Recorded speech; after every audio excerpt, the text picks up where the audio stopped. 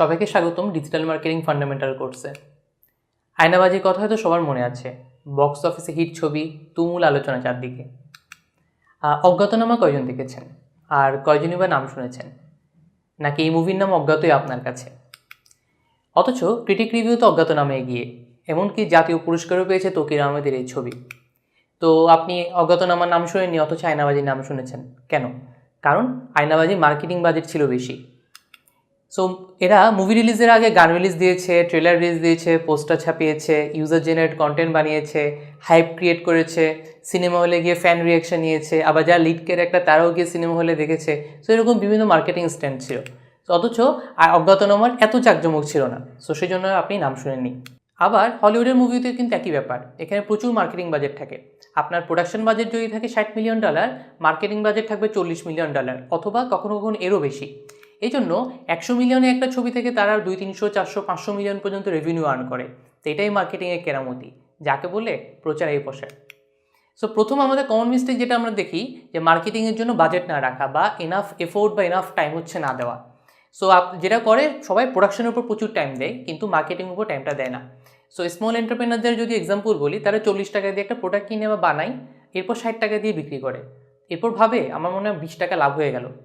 কিন্তু কিছুদিন পর যখন এটা স্কেল আপ করবে, তখন তারা দেখে যে নিজের সময়ের ভ্যালু তার ধরেই না, প্লাস এরপর যেটা অনলাইনে বা অফলাইনে যখন তারা মার্কেটিং শুরু করে, তখন পরে বিপদে, তার লাভের হিসাব তো আর তখন মিলে না। সো আবার টেক ডেভেলপমেন্টের ক্ষেত্রে একই রকম। আপনারা যখন কোনো টেক প্রোডাক্ট ডেভেলপ করেন, তখন প্রোডাকশন বা ডেভেলপমেন্ট এগুলো করেই মনে হচ্ছে কাজ শেষ। মার্কেটিংয়ে কীভাবে করতে হয় সেটা হয়তো অনেক সময় জানে না, বা এটার জন্য বাজেটও রাখে না। সো এটা প্রথম মিস্টেক। এরপর আসে কনসিস্টেন্সি নিয়ে। পৃথিবীতে নাকি দুইটা জিনিস সবাই চিনে, এক হলো ফুটবল আর দুই হলো কোক। সো এরপরও কোক কেন এত মার্কেটিং ক্যাম্পেইন করে, কেনই বা এত অ্যাড বানায়?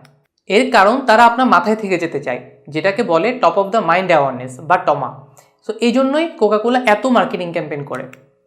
তারা কিন্তু কন্টিনিউয়াস ক্যাম্পেইন করে, তারা এমন না হচ্ছে 3 মাস করছে আবার 3 মাস করছেন, এরকম না। এটা অন অ্যান্ড অফ কোনো ক্যাম্পেইন, এটা হচ্ছে কন্টিনিউয়াস একটা ক্যাম্পেইন। সো সেকেন্ড ভুল যেটা করে সবাই, যে কোনো কনসিস্টেন্সি থাকে না। 1 মাসে একটা ক্যাম্পেইন চালালো, এরপর 2-3 মাস কোনো খবর নেই, হঠাৎ করে 3 মাস পর একটা অফার আসলো বা ডিসকাউন্ট আসলো, তখন হয়তো আবার ক্যাম্পেইন চালাচ্ছে। সো আপনি কেনই বা কিনবেন হুট করে তাদের কাছ থেকে? কিছু ইম্পালসিভ সেলস হয়তো পারে, কিন্তু এতে করে আপনার ব্র্যান্ড ক্রেডিবিলিটি বা ব্র্যান্ড লয়্যালটি ক্রিয়েট করতে পারবেন না আপনি। সো আপনার বাজেট কম থাকতে পারে, সেক্ষেত্রে অল্প অল্প করে বাজেট খরচ করুন বুদ্ধি দিয়ে, কিন্তু কনসিস্টেন্ট থাকুন। প্রতি মাসেই কিছু না কিছু করুন। 1 মাসে 100 টাকা খরচ করে ফেললেন, এরপরে 2 মাসে 10 টাকা খরচ না করে প্রতি মাসে 40 টাকা করে খরচ করলে বেটার রেজাল্ট পাওয়া যায়। So B consistent. এরপর ধরেন আপনি সবসময় ম্যাগি নুডলস খান, কিন্তু টিভিতে পেপারে সব জায়গায় মিস্টার নুডলসে অ্যাড দেখছেন, কিন্তু কখনো কিনেনও না।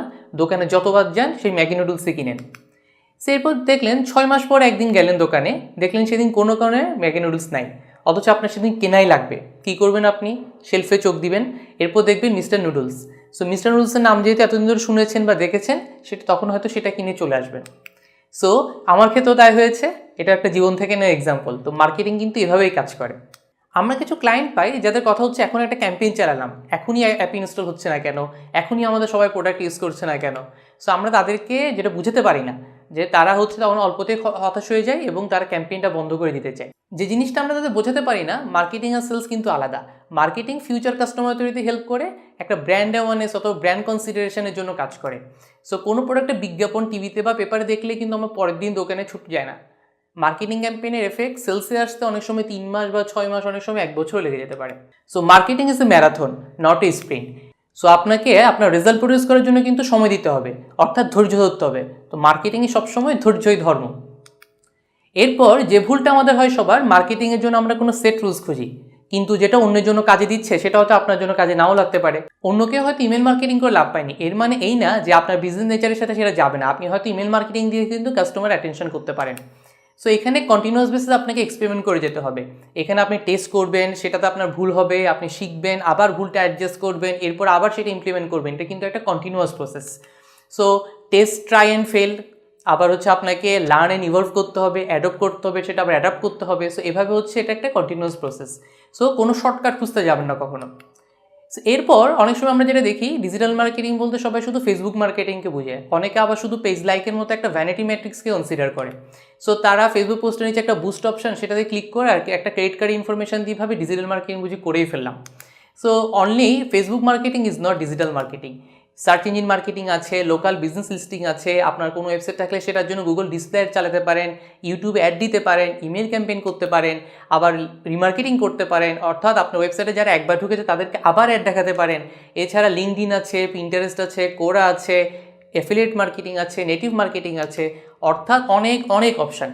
সো সব অপশান আপনাকে এক্সপ্লোর করে দেখতে হবে কোনটা আপনার জন্য ভালো রেজাল্ট এনে দেয় বা কোনটা আপনার জন্য ভালো রেজাল্ট আনছে না। একটা প্ল্যাটফর্ম যদি সবসময় ভালো রেজাল্ট এনে দেয় তার মানে এই না যে সবসময় তা ওয়ার্কআউট করবে।